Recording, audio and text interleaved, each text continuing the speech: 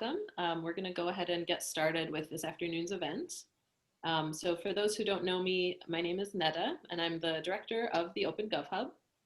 We're really happy to be presenting this event today and convening a whole series around this fall's elections. So the Open Gov Hub, first of all, is a meeting place which brings together a wide variety of different organizations under this common mission of helping open up governments and empower citizens around the world. And we all know how much urgency has been brought to that mission in the recent days and months that we've all been facing.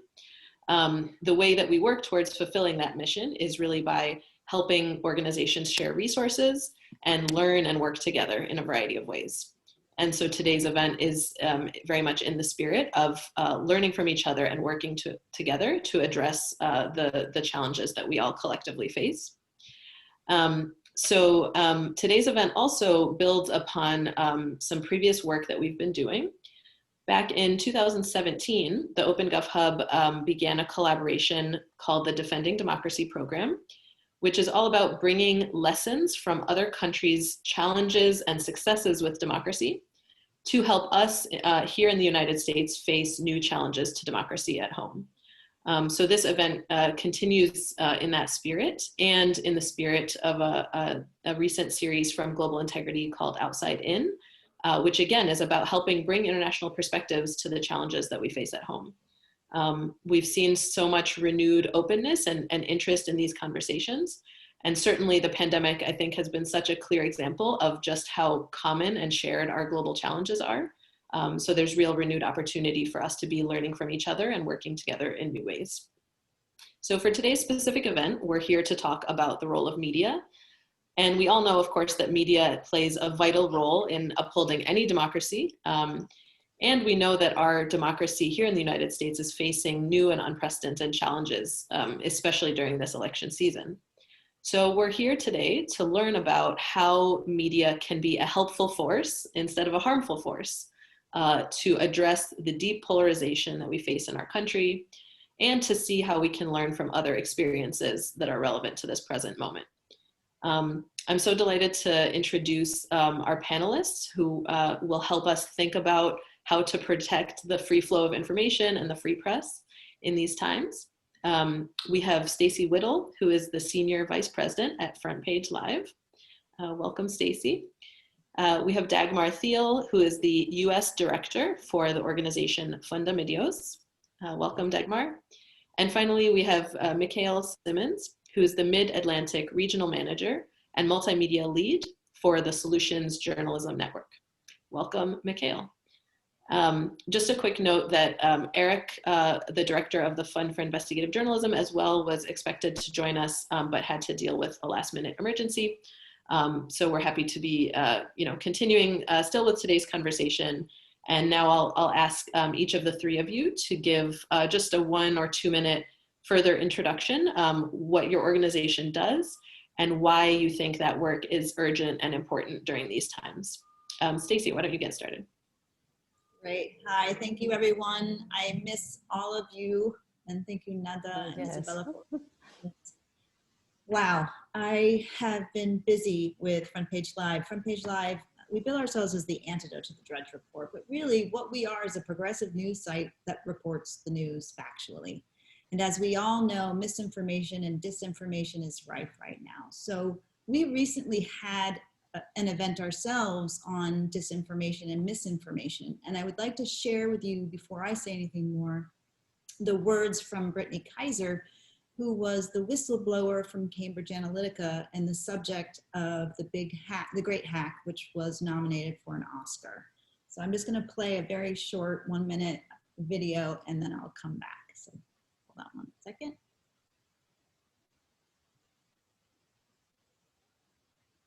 I was part of the data analytics company, Cambridge Analytica, where Donald Trump was one of the company's clients. I was basically exposed to the enormity of the data trade, which has now become, as the Economist said in 2017, more valuable than oil and gas. Our most personal information is a multi-trillion-dollar industry around the world, where unfortunately on platforms that have been designed in order to trigger us in order to share as quickly as possible, in order for our emotions and our psychological background to be triggered every time we see something in capital letters, every time we see words like crisis or anti-culture. And the only way that we're going to solve this on a sustainable level is digital literacy education, which allows you to spot fake news and disinformation. So it's so important for everyone here to see the social dilemma, get off of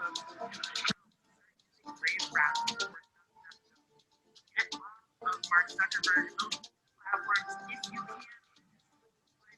that as possible if you're not willing to drop it, to start using ethical social media platforms. First code where you can stop your data. Thank you guys for helping this conversation.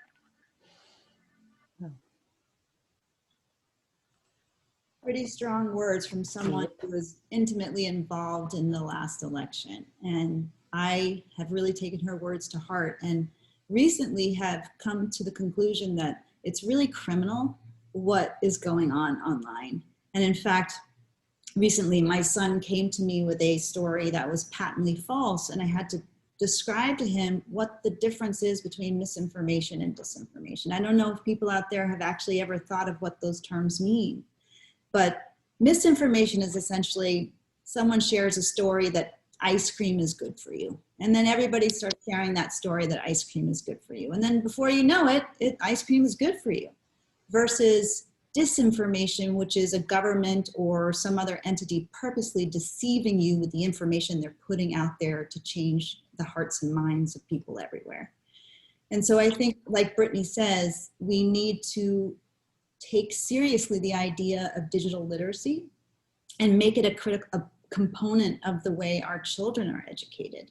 It's really recently that I am having this focus on children understanding the difference between, fact and fake news. And I'm noticing it more and more as my kids are at home, the news and information they're consuming.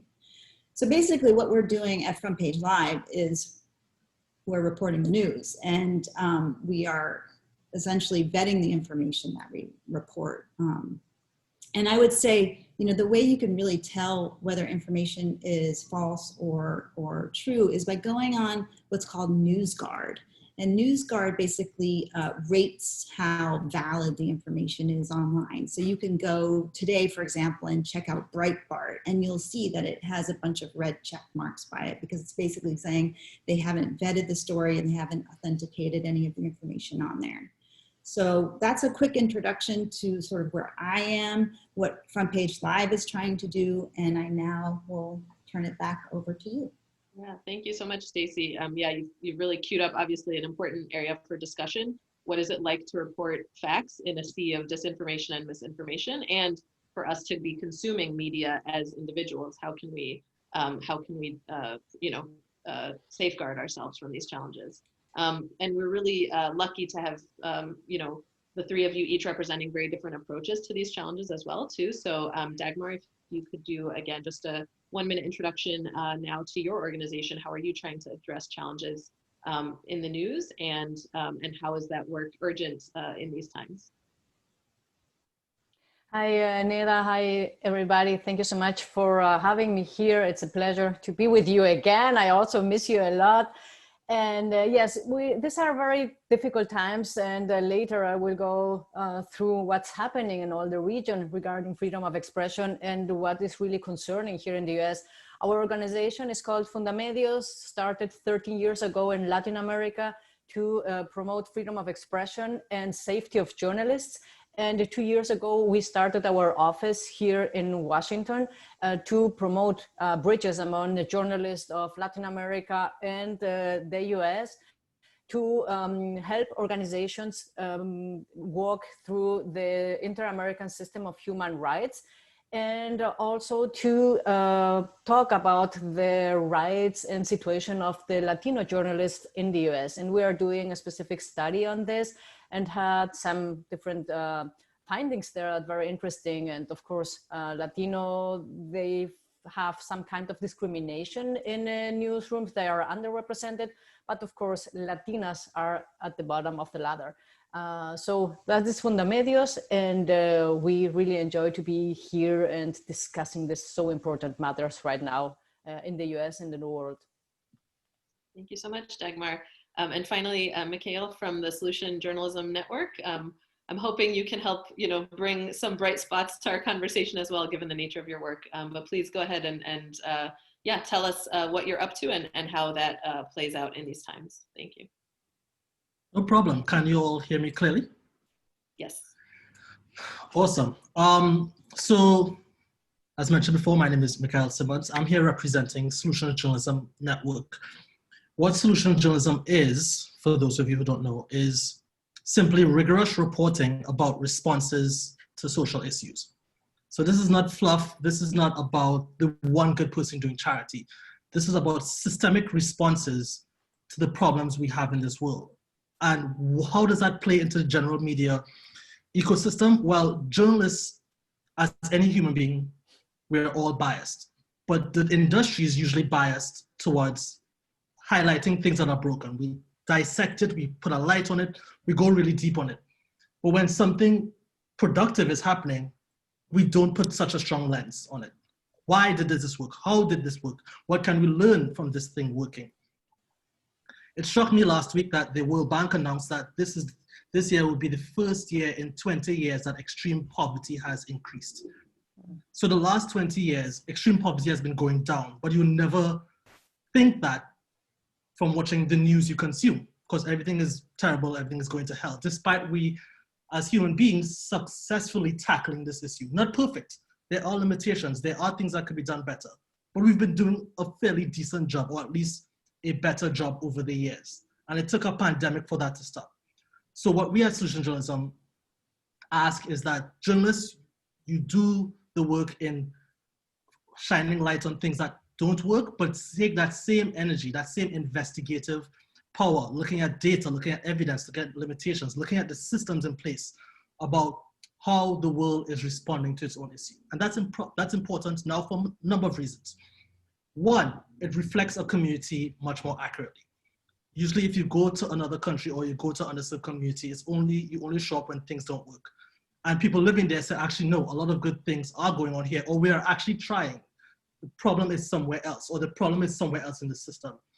If you don't show the full extent of that community, the full look at that community, what would outsiders think? They would think that they're all lazy and they can't solve their own problems. And that is by omission of not covering a full story. The other thing that comes up is mistrust. Why should I trust this other group? Why should I even trust the government? The government has done nothing good for me. While saying that on broadband internet, driving on a road, breathing air thanks to the Clean Air Act. This is not to say the government is perfect, and this is not to say we should not challenge government. Definitely challenge it, but we also have to recognize when things work. They work because people work on them and systems are put in place. This is not a hero worship type of reporting. This is about systemic responses. Today we're talking about journalism, elections, and democracy. And I think about different ways in the United States, journalism and democracy and elections are actually improving. Again, it's not to take away from the things that are terrible, but it's to say we can learn from these places and even scale these places instead of just only highlighting what's wrong. So I'm thinking about in New York City, one of the largest public housing sections in the Bronx, actually in the nation, but it's based in the Bronx. They increased their census response rate by, I can't remember what percentage, but they increased it immensely. It usually had low census response rate. Usually you get that in low income neighborhoods, you get that in immigrant neighborhoods, and they increased it this year during a pandemic, during protests. That is something we could look and say, wow, we should actually scale that and do more of this. What can we learn from this? Mail-in voting has been happening in the United States for decades. Reporting about how this is done well, not just that we should do it, but what does a good version of this look like? That is happening and did happen in states all across the country. Helps people understand, wait, this is a step and this is the step and these are the strengths and these are the weaknesses and this is the time it takes to set up this properly. One of the earliest stories was done way in March, actually, but a lot of media only started to talk about mail-in voting in the middle of the summer. So that's what I'm saying. Don't just look at the response in a last minute way. Colorado actually improved how it handles voting for blind citizens. You know, that seems so small, but if you are blind, this is a big deal. This is not nothing. All of these things are happening simultaneously while the crisis of democracy and elections is happening. It's a lot more mixed bag, and it's not to take away from the real problems, but to also recognize some things are working and communities are working. Yeah, exactly. Thank you so much, Mikhail. Yeah, I think this is a great way to set the stage for our conversation because as each of you have mentioned, you know, our democracy is strong and it can absolutely be resilient through challenges. And we also need to, you know, so we need to highlight what is working despite these challenges and also prepare ourselves for what additional challenges may be yet to come, whether stemming from misinformation, whether stemming from how the election will be happening this fall, or in other ways. So I think I'll just take a quick pause here just to let folks in the room know how you can participate in today's conversation as an audience member. I'll ask Isabella if you want to just chime in quickly on that, and then we'll hand it back to the panelists to continue with this roundtable discussion. Hello, I'm Isabella, and I am the program manager at Open Gov Hub, which is operated by Global Integrity. And I will tell you quickly how you can participate. So there are two buttons at the bottom. You have a chat box on your left-hand side and a Q&A on the right-hand side. So in a minute, I'll launch the first poll, which we normally launch at the very beginning, but just to get us started to know which continent you're calling from.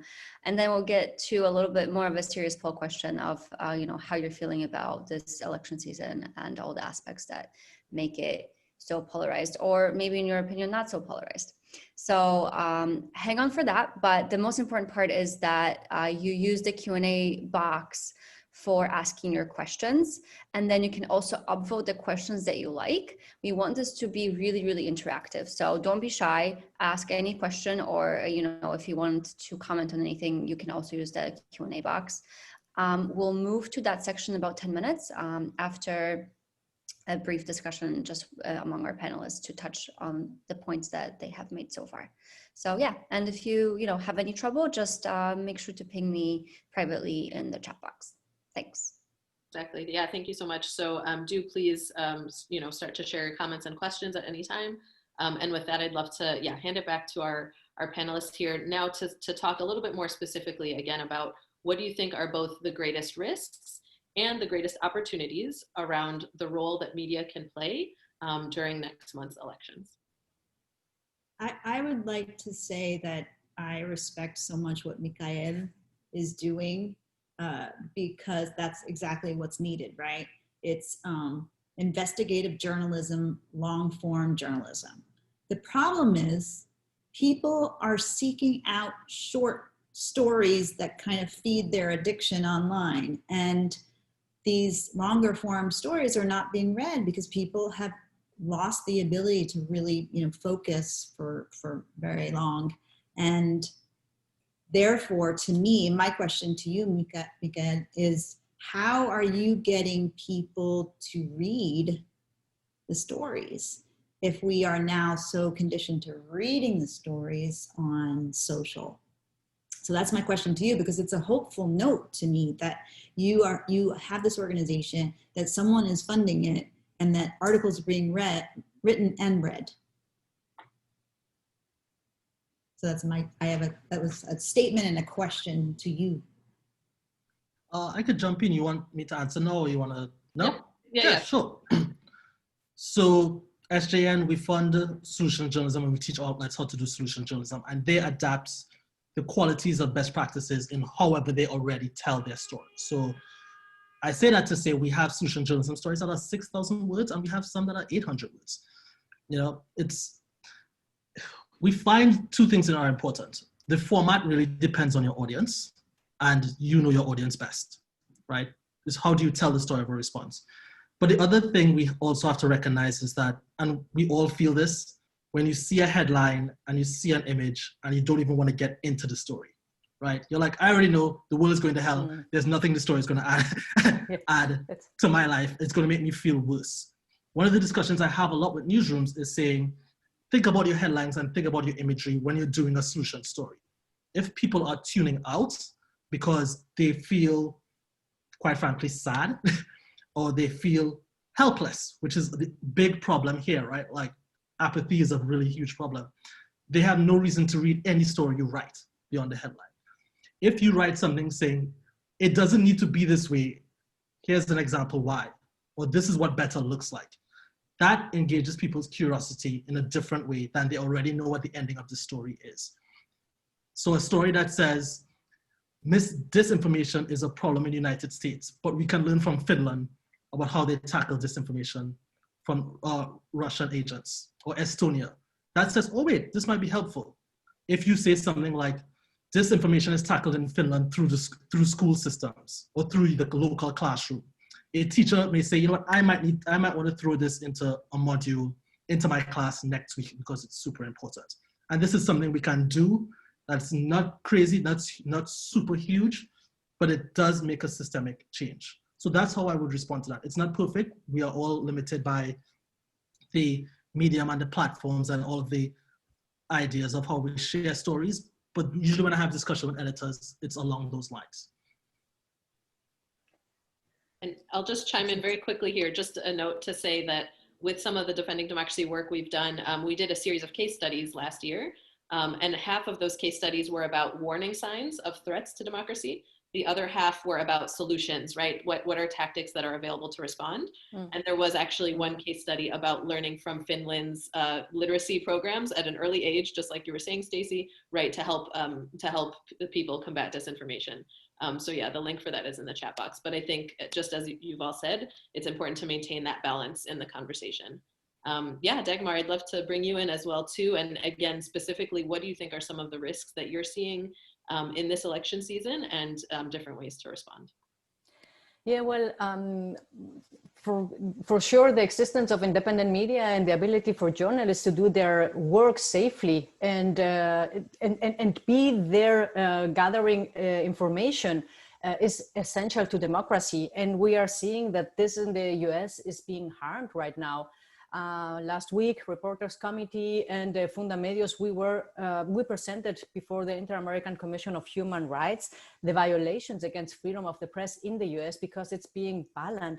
I have seen this, or we have seen this, we have witnessed this in Venezuela, where Chavez first and Nicolás Maduro later, they have banished all the independent newspapers, and there's only media right now running on digital sites when there is electricity, or in Nicaragua, where the Ortega regime has been responsible for systemic persecution of journalists. In a small country of only 6 million people, right now there are 100 journalists in exile. And last weekend, a journalist was hit with a stone in her head, and she was 2 days in the ICU. So that's very, very dangerous way where the authoritarian regimes go. In Honduras, we have already 7 journalists who have been killed this year. And what's happening in the region is just astonishing. But I was just impressed as an Ecuadorian who has worked as a journalist and as an activist to see what's happening here in the US. What we presented in front of the Inter-American Commission of Human Rights is being incredible. In the last 6 months, since May 26th, there have been 868 incidents of violence, of assaults against journalists. They have been detained, or they have been harassed, or their equipment has been damaged. This has all been reported and documented by the US Press Freedom Tracker. And this compared to only 152 incidents last year. So this is just incredible. And 81% of these aggressions came from police enforcement or for law enforcement. And it shows also that there are targeting journalists. And it's very sad when you go to single cases. For example, Linda Tirado, who is a photographer, who the last picture she shot was the policeman just shooting at her, and she lost her eyesight. She is blind from one eye, and she's a photographer. So she is harmed for a lifetime.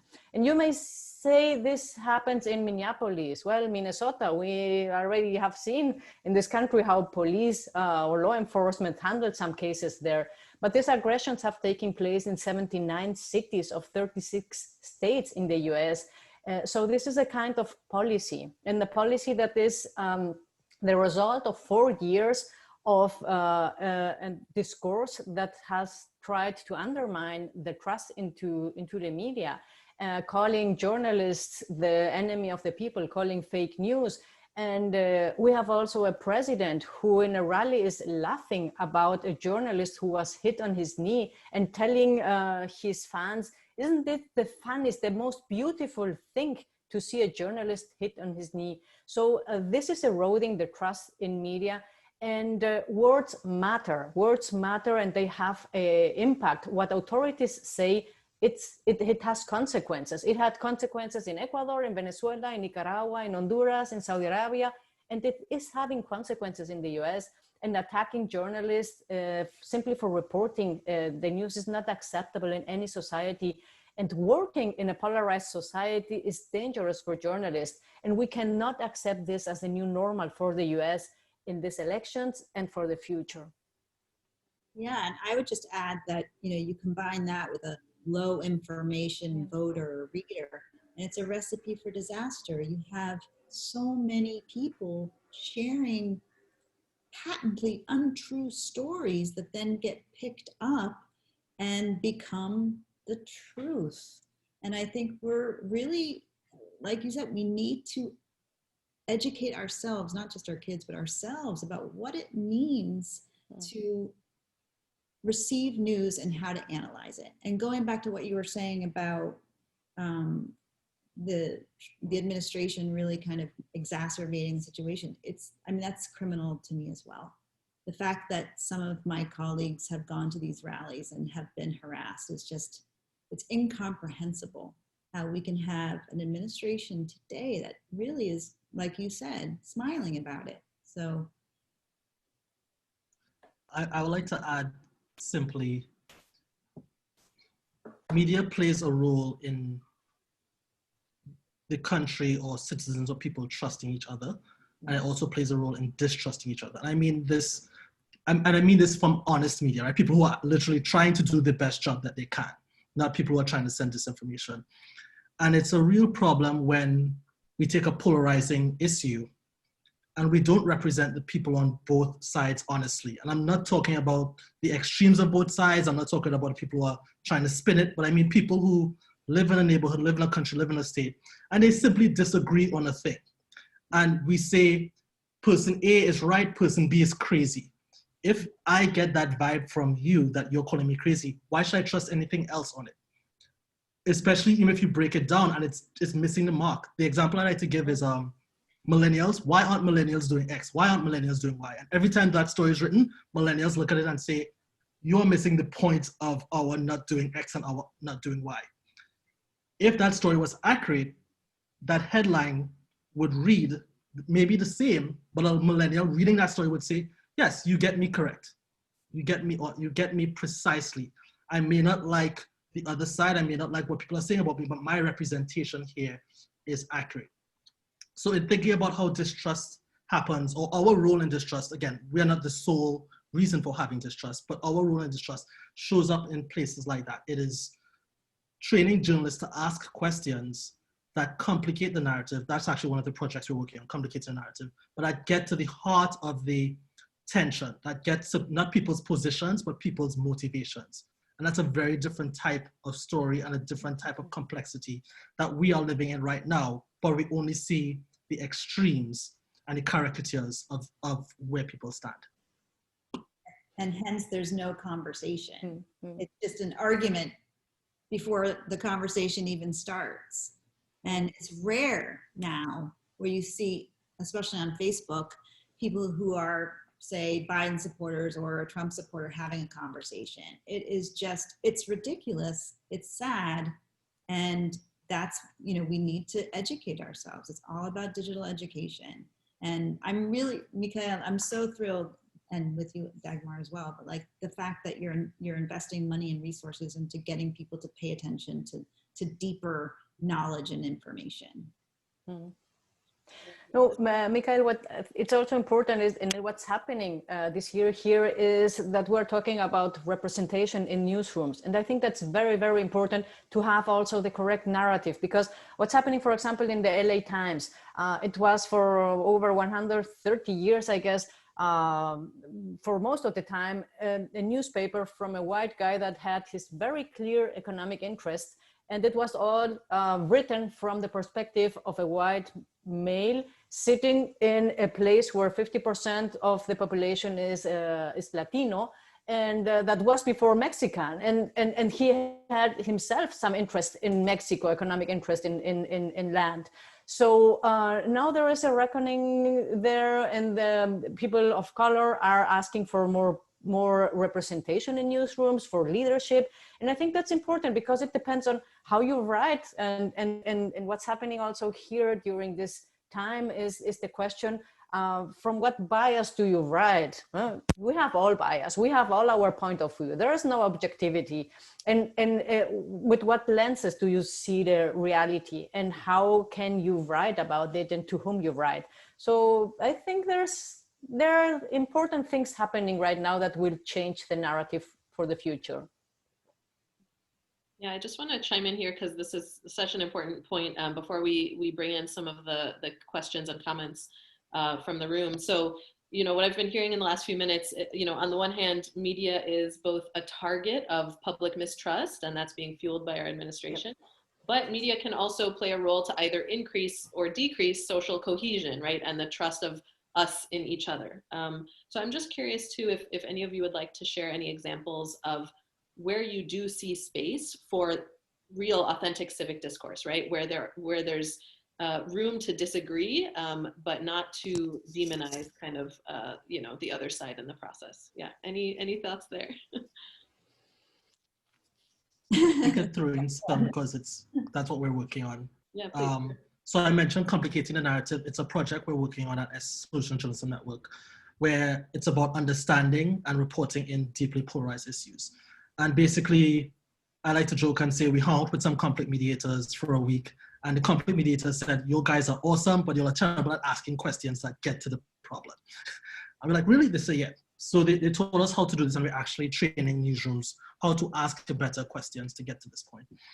So I say that to say, I see an opportunity in the Christian community in the United States. White evangelicals vote conservative Republican, Black Christians, who, by the way, aren't always considered evangelical, even though it's the same religion, and that's a whole story about bias, vote liberal, and they vote for Democrats, right? So one religion split by race. What happened there? You have a community that you can actually have a base conversation about why you stand where you stand and how history has informed that. And I think that's an opportunity for the right players or even news organizations. Again, our job is to reflect the community well. So bring people together and say, what's happening here? What's going on here? How did you grow up? Why do you see this way and you see this differently, even though you read from the same book? That, I think, is an opportunity that is missed and that can really be taken advantage of in the United States. And there are tons of other communities that you could have that happen as well. Within the Hispanic community, again, that's not a homogeneous community. You know, it's from Cuba to Puerto Rico to Colombia to Argentina. They all have their different discussions of power and race and how they immigrated to the United States. That's another community where you have a base where you can have the tough conversations and how your history defines and dictates how you see the world. I agree, especially about social cohesion around religion. And I see the Pope, you know, with the release of the Fratelli Tutti, which really focuses on compassion and kindness and humility. He really is at the forefront of uniting people around the issues that matter to us most, the protection of our earth, the education of our children. And he kind of has the ability to look beyond partisanship and to really share his information with all of us, regardless of our faith. So it's interesting that a religious leader would actually have that power. And I'd highly advise you to read the Fratelli Tutti, because it's actually, they're the words that we all need to hear right now, that really resonate, I think, with everyone about the hope that we all need to have to continue forward. So, that is really an area that I think is growing. And I look forward to more of those kind of hopeful conversations. And I would point out the importance of local media because they have had an important role in this COVID crisis. They have been, when mass media and the biggest outlets, they give you information about what's happening nationwide. Local media has been key to inform citizens where they can get tested, if the kindergarten will be open or not, or what's happening. And local media is disappearing. There are so many counties that have lost their last newspaper, that don't have a radio station. So it's very, very important for people to support local media. There are lots of journalists right now that are working freelance and are opening their digital sites to inform the closest community. There are hyper-local solutions that are bringing this information in different languages, in English, in Spanish, in Arabic, in Chinese. So I think we are shifting to another model of information. But the challenge for all this local media is how they will survive, because of course advertising is not anymore, and Google and Facebook, they take the bigger part of all the money. And if you get a call to support local media, please do it. That's key to have information that can keep your community some kind together. Yeah, thank you for that. I see we have the poll results in and some interesting questions coming through. Isabella, do you want to just share with us the results of the poll? And one of the first questions is indeed about investing in media to keep these institutions alive. Yeah. Yes, so I will ask the questions from the Q&A box. We have 3 in, and please add more. We have about 20 minutes left, so we want to get to all of them possibly. And here are our results from the poll. 53% of us in the room said that misinformation or disinformation in the media is the most pressing issue that is making us so polarized in this election season, followed by the lack of authentic journalistic stories. No one said that curbing press freedom with violence is a pressing issue. It was multiple choice, but clearly that's an issue, as Dagmar has described well. And then lack of funding for real press was at 12%. And others in the chat box or in the Q&A box that we'll see momentarily was at 18%. So those are very pressing issues. And the first question in the Q&A box asks basically, hey, what is the right level of investment in public media? And comparing the US to even Canada, those numbers look very dismal. So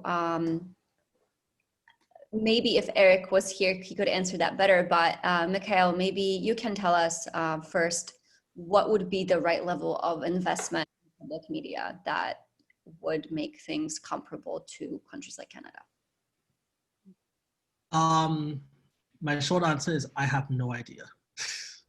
I don't know. I mean, I don't know what that number looks like proportionally, thinking about ratio, thinking about different structures and sensibility and dynamics. That said, the thing I think we should remember is the duality of it, right? There is money going towards media, and is that media getting towards who it needs to get to? And that's a reason of news deserts, as Dagmar said, but then there's also a question of trust. Because you're not represented. So for example, NPR is not really public funded. They raise money, they're all over the country, but it doesn't mean everyone trusts them, right? So how do you get the type of journalism you need to get while doing all the activities you need to do to build trust? You can't parachute into a community that you've written about terribly on day 2. So you could have all the money in the world, writing the stories isn't just going to get you there. You're going to have to show up to events and contribute to the community. LA Times will have to build a lot, to go to Dagmar's point, to represent the community they have abandoned for a long time, historically. So the number shouldn't just go to the pure reporting, but it should also go to engagement and building connections with the people you're reporting on and for. Yeah, thank you. And if you actually click on the link that Abby posted, thank you for the question, Abby, you can see how terribly the US compares to other countries. And of course, the Scandinavian countries like Norway and Finland are at the top and we're at the very bottom. So Yeah, but thank you for the answer. Do you have anything to Can I add? just add something quickly too? There are lots of countries that have a lot of news and trust in news and spread of news, and they don't get a lot of money at all as well too. Just to recognize that flip side as well. It's not just about the funding. I'm appalled that nobody considers violence against the press. They haven't seen it. We haven't done a good job talking about this. I will bring a video next time. No, it's being very hard, but yes, of course, people here are not concerned yet.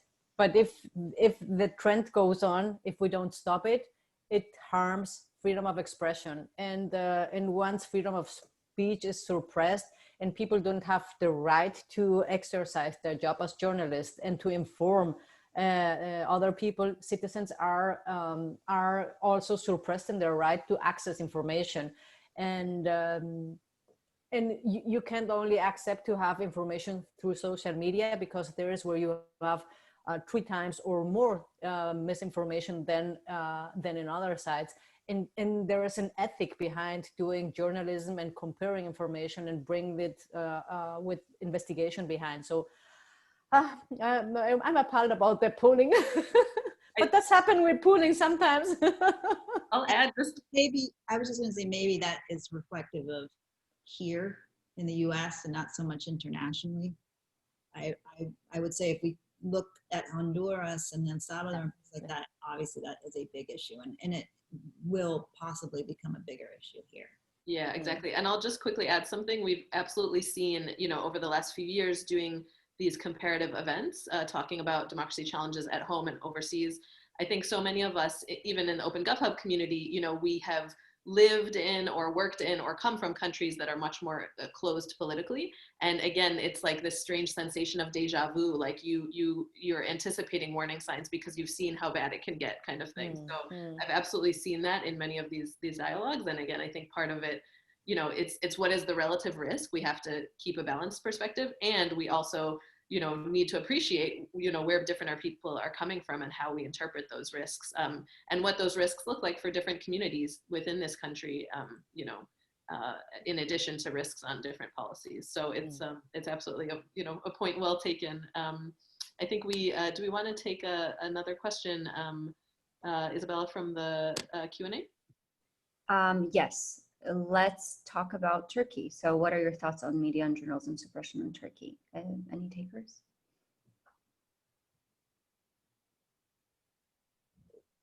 It's another example of an authoritarian regime taking advantage of their citizens and controlling the narrative. And it should be a lesson to us. And we see glimpses of it here. And yet somehow we can't stop it. So while I don't have much experience in Turkey, I lived in the Middle East. I remember in Bahrain, I would always wonder why certain stories were never reported. And you could see it with your own eyes that it was happening, and then it would never appear in the newspaper. And so I think it's a lesson for us, and and we should be worried. And I'm not quite sure how to stop it. I truly don't know. Does anyone else have any idea about that? Well, journalists are being detained there, and they can't talk openly. So there isn't freedom of expression there. So this has been for a long time a dictatorship, and they are suppressing information.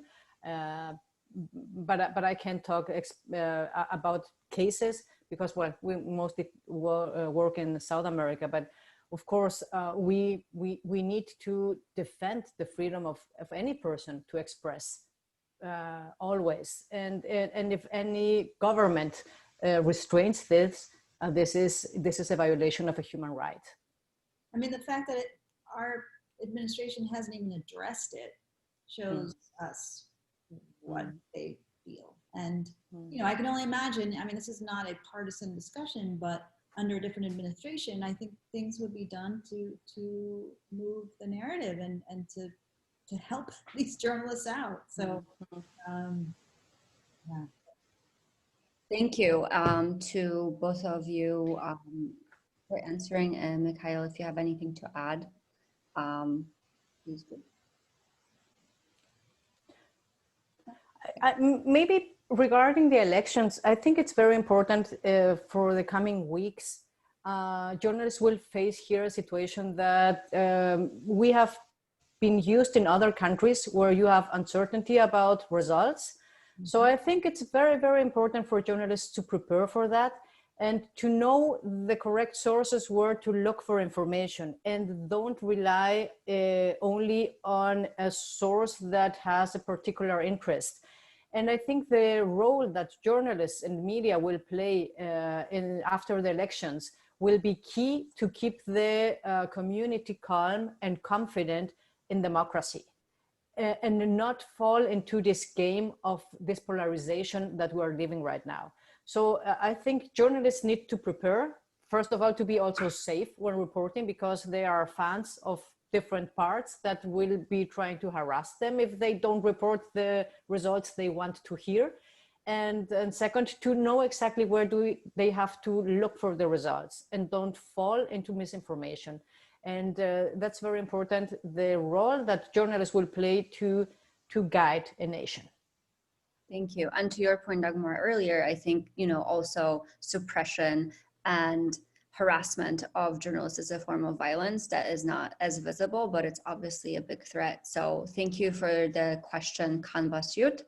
And before we move on, we have 10 minutes left. So I would like to pose one last question from Sarah Veldkamp. She's saying that people may have not lost the ability to focus, but many people will listen to a 2-hour podcast if they're interested. So the question is, how do we make this interesting? Well, our brains are wired for stories, right? So that's why we watch movies. That's why we watch them over and over again, even though we know the ending. They're interesting, and it's a hero's journey.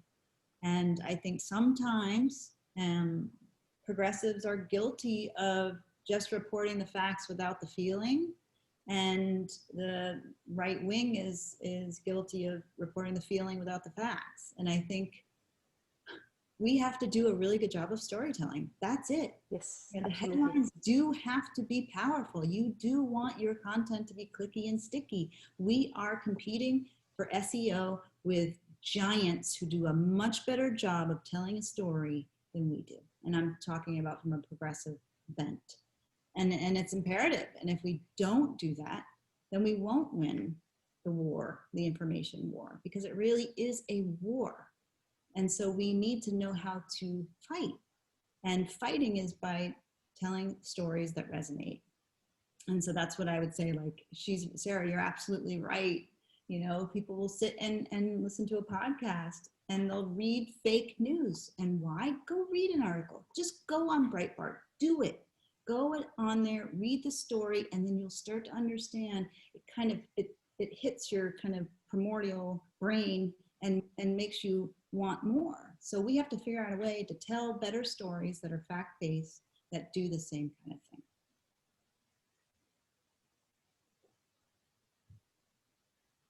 I just want to ask, actually, Mikhail, if you could jump in here, because I know, again, you mentioned the complicating the narrative work, and I'm curious kind of, what type of work do you do, again, working with newsrooms, trying to teach them, solutions journalism, but still with maintaining that compelling element of human storytelling?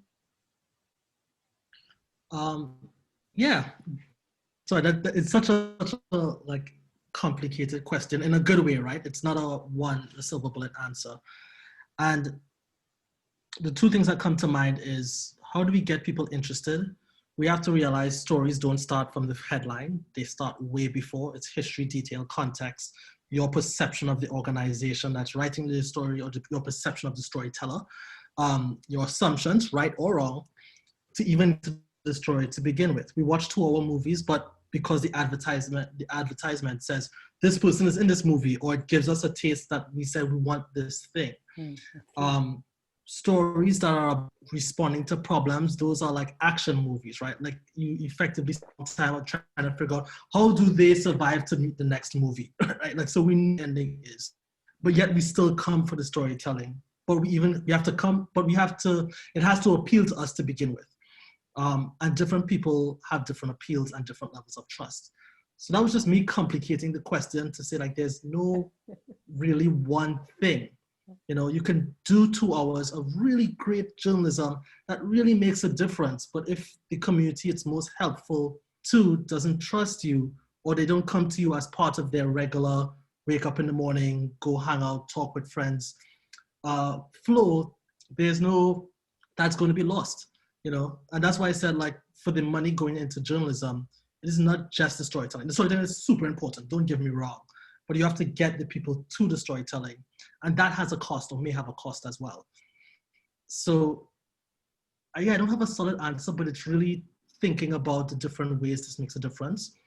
The one thing about the storytelling I'd just like to add to piggyback on what my fellow panelists said is, and the complicated narrative part is, people need to accurately see themselves in the story. Mm-hmm. I've read many good stories where people read it and said, like, this is not me. The story is amazing, right?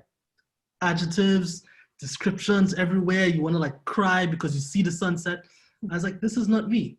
This is not how I see myself. So again, that breaks down trust as well as no matter how good the story is. So how do you get people involved? People need to see themselves in the story as well. And that's in the writing. When you watch an action movie, you're not going to jump from building to building, but you're there with the person. You know, you're like, yes, if I was in a tough situation, I would do something crazy to get out of it too. So there are a lot of parts in there that need to be reconciled, but it's not really one thing. Michael, and there's just an important question. In such a diverse society, how can so many different people be reflected in one piece? So I think you touched on it, right? It's local media. Every story has a local component. We're here talking about democracy right now, about different ways democracy is eroded. That affects different communities differently. People getting attacked, people who may be afraid to report on the process of democracy, elections, journalists of color, right? You're probably going to see less Black and Latinx journalists going to a Trump rally because of what they've seen. Or they may be afraid for their life covering Black Lives Matter. But these people can localize the story and say, this big thing that's happening in your community, or a community that you have nothing to do with, or you think you have nothing to do with, because that's usually the bias, right? I think what's happening there is not affecting me. Mm-hmm. The local journalists who can localize these stories and say, hey, this is why it's important to you. This is you in this space right now. This is where you have this humanity and commonality. Mm-hmm. That makes a difference. Again, it doesn't solve everything, but you have to, and I say it right, but you have to speak to that. It's radio, it's the voices you hear, the accents you hear as well, the accents you don't hear. On top of that, it's the visuals you use. What photographs do you use to connect to the stories or not? When you say, these doctors are doing something to help inner city youth, people might assume that they're white doctors by default because of how we are programmed to see who is a doctor. All right, so what images are you using? Which doctors are you interviewing? Like, it's all part of building that muscle to say, this big story that you say you're helpless about, no, you are involved whether you like it or not. And this is where you fit into this piece. So we have just a few minutes left, and I wanted to pose maybe a final question if we don't have any others come in, which, okay, we do have a couple other questions. Okay, so let's see here. Okay, why don't we share a couple questions, and then the three of you feel free to take whatever you'd like in our final remaining minutes here. Let me see. So yes, so one question here picks up on this conversation around balancing between the need for clicks, clicky and sticky, as you said, Stacy, with in-depth complicating the narrative journalism. I'll read a few questions and then again give you a chance to decide where to pick up. So again, the first question is, what responsibility do news organizations have in balancing this need for clicks with the need for even in-depth journalism? And the second question is around, let's see, issuing vouchers to all US residents to help support funding of community-based newsrooms as a solution to this challenge we've discussed about the lack of representation in the media. So we have these two questions. I'm going to throw out one more. Don't feel pressure to answer everything, but just as we draw to a close, earlier, Dagmar and Mikhail, you both picked up on this really important note about how election night this year will have to be different from what it's been before, right? with so many mail-in ballots and many states not able to count those ballots until November 3rd, we can't reasonably expect a result on election night. So I just want to invite if any of you have any further comments about what media can do literally in the hours and days after November 3rd to help, to help maintain peace and patience and calm as we wait for a legitimate election result. So go ahead, take a minute. We've thrown a lot at you, and we'll do a round to close off. I don't think that clicky and sticky and in-depth journalism are mutually exclusive. I just think we need to do a better job of framing our stories, and we just need to have better headlines. It can be, like Sarah said, a 2-hour podcast, but if the headline is boring, no one's ever going to see it in the first place. And unfortunately, the way the internet works, if you don't rise, in SEO, your story is never going to be found. So it's imperative that we do that. And then quickly on preparing our nation for the uncertainty is, I think we're doing a pretty good job. I think journalists every single day are reporting this, and I've seen it now everywhere. And we just need to continue informing people that we will not know the results until probably, December? I don't know, but I think we're going to just continue to do what we're already doing. Well, if I can jump in with artificial intelligence and how it works with the clicks, I think newsrooms or small newsrooms and local newsrooms can probably do less to go up to the top, because it depends on the ads and on the commercial interest. But I think as citizens, we can do pressure on this to the platforms to ask them, hey, don't use me, don't use my ad, don't use my identity, my data for your commercial purposes. And I think it's very important for us to demand that platforms stop using us on this way. And on the other side, I think it's very important to support local journalism, reading their stories, although they may have kind of boring headlines or whatever, but think on your local journalists, think what they are doing, what they are worth for you. It's important that you know what's happening around you and support local journalists. And this has been and is still one of the most beautiful jobs ever in the world. So support us.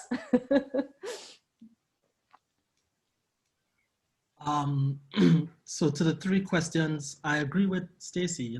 Clicky and sticky is not necessarily a bad thing, but what is the content you have inside after you get people with the image or the headline or the tweets? What do you have inside there is what matters. So yeah, that is super important. And I agree with Dagmar about the local journalism. Like New York City, one of the densest cities in the United States, has news deserts, right? Let that sink in, right? And all the media houses are here. So yes, 100% support your local journalism, as boring as it may seem, because democracy sometimes is eroded a few blocks away from where you live, from the meeting that you don't show up to, or you can't show up to be fair, right? Like, just to be real about how hard it is and how many barriers there are to accessing aspects of democracy. The question about vouchers, I don't know much about vouchers, about how they work in solutional journalism. When we say investigate a response, I would say use your investigative skills to ask that question, right?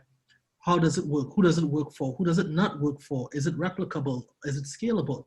All those are questions that help you have a more honest view of what works or what doesn't work somewhere else, and if it can and can't work here. A lot of times people would say, we need to do this, we need to do that. And when you probe them and say, how does it work? Or is it really going to get enough people involved? They don't necessarily have the numbers. I don't necessarily mean that as a bad or good thing. It's that that's not how they investigate things. It just sounds better. So we ask journalists to say, hey, is it really better or not? Why or why not? Take a look at responses, because the best responses are very sober. And lastly, election night, I would say slow it down. This is not about speed. Yes. This is about accuracy. And be very clear with your audience. Say, hey, we're not going to rush this. This is important. We're not going to give you so much. Well, if this goes up by 5% and they don't show up by 3%, then this will happen. A lot of misinformation and disinformation happens with confusing messaging or information gaps. So I would say lower the information gap and don't confuse the messaging. This is what we know, this is what we don't know, this should be coming in. There's actually a backup process to do these countings. It may run off into this. To be conservative, this timeline may be this amount. Again, things are crazy. It's good to be quote unquote sober at a time like this. Absolutely. Thank you all so much. We're at our time now, so I'm just going to close this out very briefly. We always like to end with 3 takeaways from these rich discussions. I'm going to do my best to be very quick here. One takeaway, clicky and sticky and in-depth reporting are not mutually exclusive. We need to balance attention-grabbing headlines with in-depth reporting. Takeaway number 2, the media is both a target of public mistrust, but can also help increase and support social cohesion and trust in each other. And takeaway number 3, we need more representative local newsrooms and to support those newsrooms to get stories right that communities can see themselves in. I hope that did some justice to this amazing conversation. As Isabella mentioned, we're really happy to be doing this series. So join us next Thursday to learn from different countries' experiences with election crises, why they happen, and what we can do, again, to mitigate the risks here at home. And then a 3rd event in that series the following Thursday. Huge thank you, Stacy, Dagmar, and Mikhail for your time, and for all of you for joining us today. And hope you all have a good night. Thank you so much.